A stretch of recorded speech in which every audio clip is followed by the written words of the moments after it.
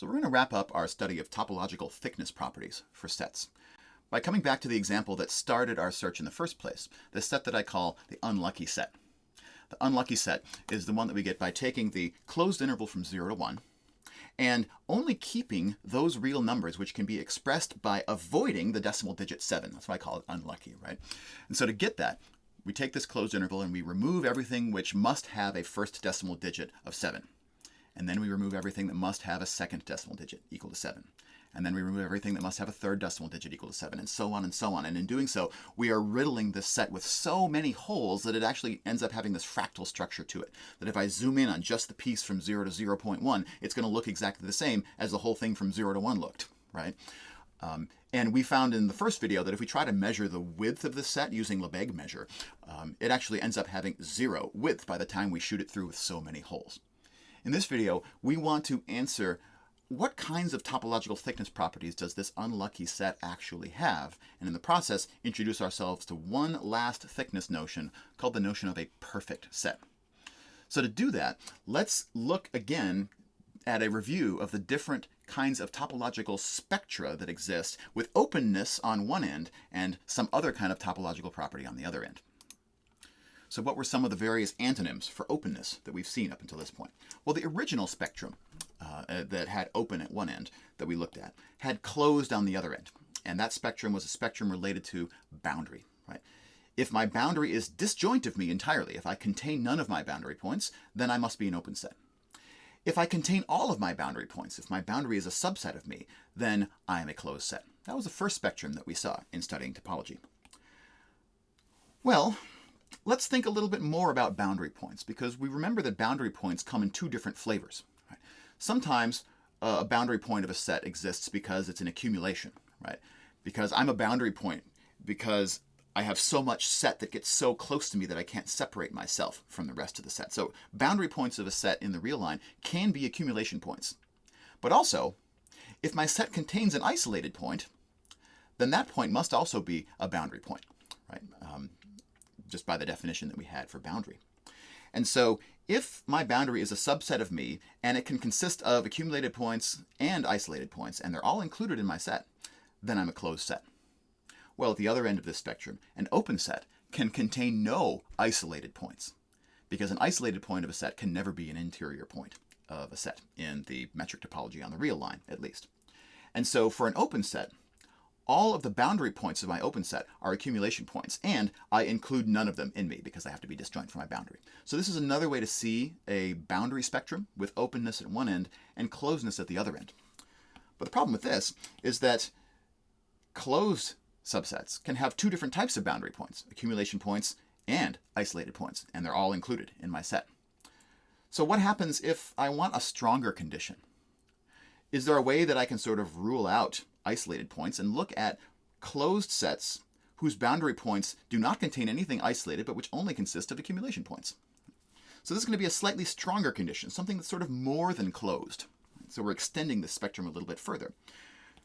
What would we call a set whose boundary points consist only of accumulation points and which are all included in my set? So automatically I'm going to have a set that's closed, but it's going to be closed and something a little bit better. So let's think about this. If the boundary of my set consists only of accumulation points, that must mean that my set contains no isolated points at all. And if it contains no isolated points at all, and yet all of my boundary points are included in my set, that must mean that all of my accumulation points are included in my set. But it also means that all of my points are accumulation points. Because if any of my points was not an accumulation point, that must mean that it's isolated from the rest of my set. Right? And I don't have any isolated points. Therefore, in this condition, all of my points are accumulation points. Not only do I contain all of my accumulation points, but every one of my points is an accumulation point of my set. None of my points can be separated by some positive distance from the rest of my set. And so in this case, not only is the derived set of accumulation points a subset of E, but the converse is also true. And so E is equal to its derived set. Every point of E is an accumulation point of E, in addition to every accumulation point being a point of E. So these are going to be the sets that we're going to call perfect sets. So a perfect set is one all of whose points is an accumulation point of that set. Another way to understand what perfect sets are is that they're self-healing. If you've ever done arts and crafts, you can buy these plastic mats that you can use X-Acto knives on. They're called self-healing cutting mats. And the reason they're called self-healing is you take an X-Acto knife and you sort of scrape a big cut in them. And the plastic is made in such a way that over time, that slice that you made in it kind of grows back together. Right? And that's the image that I have in my mind of what perfect sets do. If I have a perfect set and I remove one of its points, then I can fill that point back in because the point that I took out was an accumulation point of the set necessarily.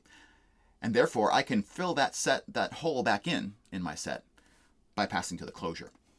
Right? Because the point that I took out was an accumulation point of the original set and therefore would be an element of the closure of the set even if it wasn't originally part of the set itself. So one of the other definitions that you'll see for perfect sets in the literature is it's a set where if I take one point out, I can fill that point back in just by taking the closure of the rest of the set. So perfect sets are really, really nice, right? They have a boundary which consists only of accumulation points, and all of those points are included in my set. So in this formulation, perfect sets are automatically closed. But not every closed set is perfect. If I have a closed set that has isolated points, then that would no longer be a perfect set. If I take an isolated point away from such a set, I can't fill that point back in by taking the closure because it's isolated. It's not an accumulation point. So this is one end of the spectrum from openness that sort of looks at what kinds of boundary points are being contained in my set. All right, let's look at some other antonyms of openness. These are ones that we've already seen in some previous videos. If we look at the interiority spectrum, how many of my points are interior to me? On the open end of the spectrum, all of my points are interior points, by definition of open. And then if none of my points are interior, we get this notion of scarceness that we saw a couple of videos ago. These are the sets that have empty interior. But this wasn't the nicest opposite for interior. For our purposes, we needed something a little bit stronger. And so we also were interested in concluding that sets not only do not have any interior points, but neither does their closure have any interior points. And we called those sets the nowhere dense sets. And one thing that we sort of notice is that if I want to go a little bit further on the spectrum from open to closed that are defined by boundary points, if my boundary is disjoint for me, then I'm open. If my boundary is a subset of me, then I'm closed. Is there a way for me to go further on that spectrum? And what might that look like? So what is the extreme that I can go to here? Well, the extreme I think I can go to is what would happen if not only do I contain all of my boundary, but somehow if I am all boundary, if all of my points are boundary points, that would seem to be another end of this spectrum, right? Beyond just having the boundary be a subset of me, what if my boundary is equal to me? What if all of my points are boundary? Well, let's sort of tease out some of the topological consequences that would result from a set being the same as its own boundary, all of its points being boundary points. Well, remember the definition of boundary is the boundary of a set is the difference between its closure and its interior, right? It's all of the points of A, it's all of the points, all the real numbers, which are accumulation points, but which are not interior points. Right? But then also the interior points are included in this closure. So interior points survive into this boundary. So if A is equal to its own boundary, which is the closure minus the interior, then any element of the set A is necessarily going to not be an element of the interior of A, right? Because we've taken the interior away when we constructed the boundary. So if A is equal to its boundary, that means that no point of A is going to be in the interior of A, just by definition of boundary. And so such a set will satisfy none of its points are interior to A, so such a set is necessarily scarce. So if all of my points are boundary points, then I must be a scarce set. But in fact, a little bit more is true. Because of the way that we've defined this idea over here, if A is equal to its own boundary, that must mean in particular that its boundary is a subset of A. So I can't be equal to my boundary unless I include all of my boundary. And if I include all of my boundary, that makes me a closed set. And so if I'm a closed set, then I am equal to my own closure. And so if A is equal to its own closure, that means that A is a closed set. And if A is a closed set and it's also scarce, then A not including any of its interior points is the same thing as the closure of A not including any of its interior points, because A and the closure of A are the same thing. And therefore, not only am I scarce in this case, I'm in fact nowhere dense. Right? I'm the stronger condition, the more interesting condition. And so at the other end of the boundary spectrum from disjointness are sets that are equal to their boundary, sets all of whose points are boundary points.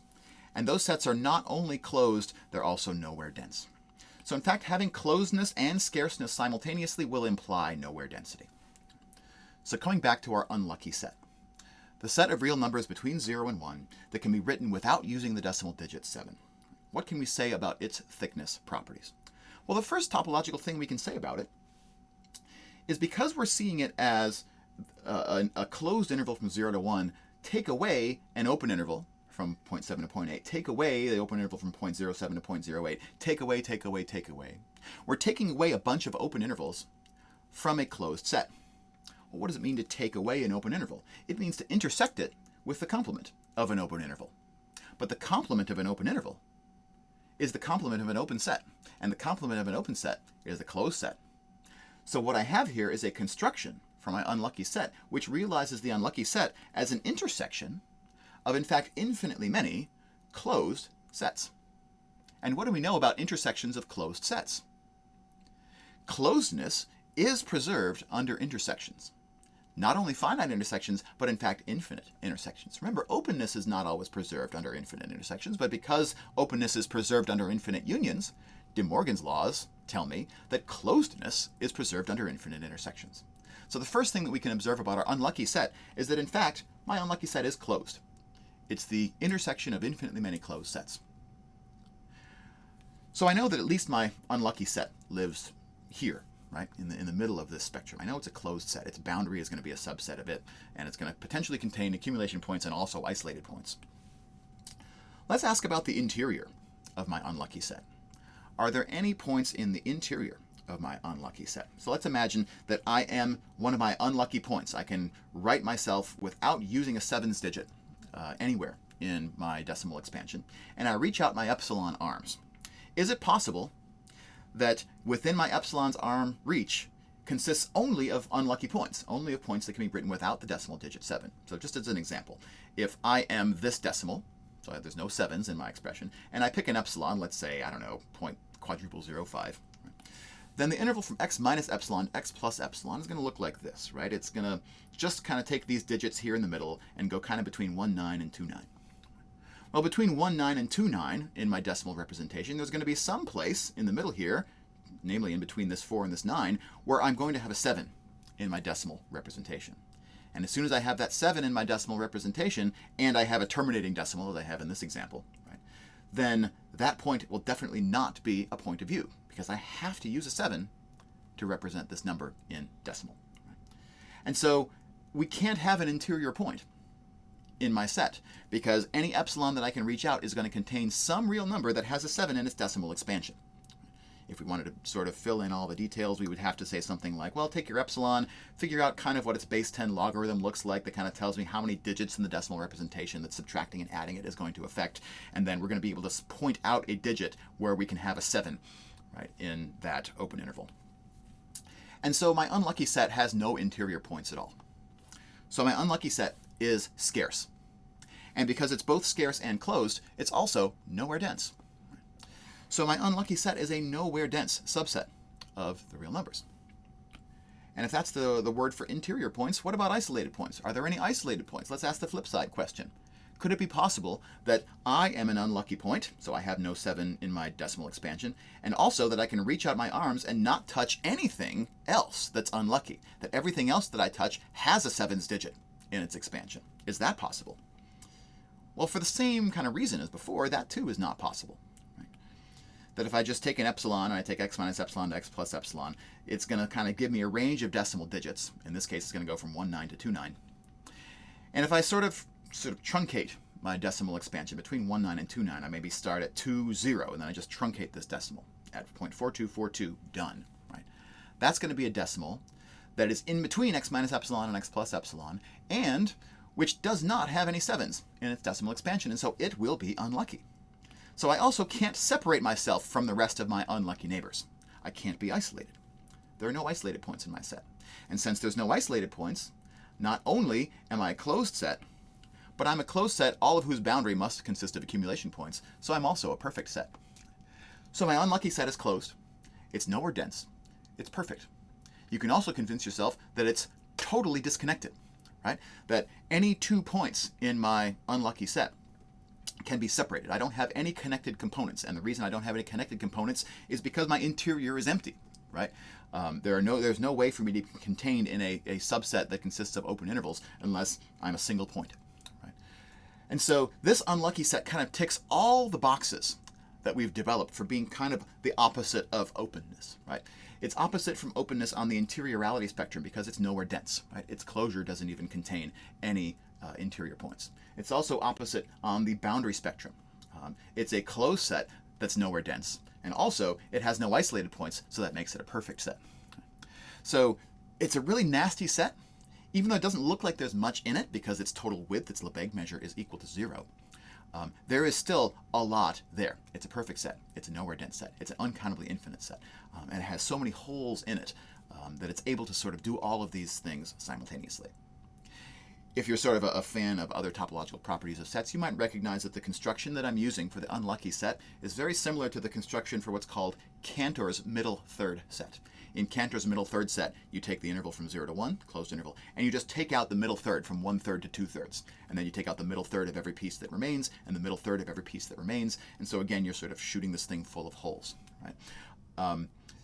That middle third set also ticks all of these boxes at the opposite end of openness. But I like this perfect unlucky set example just because it's a little bit easier. I don't have to worry about fractions. I can kind of think about decimals, which is something that we don't get to do very often in real analysis because that's one of the habits that we sort of drum out of our heads in the first semester.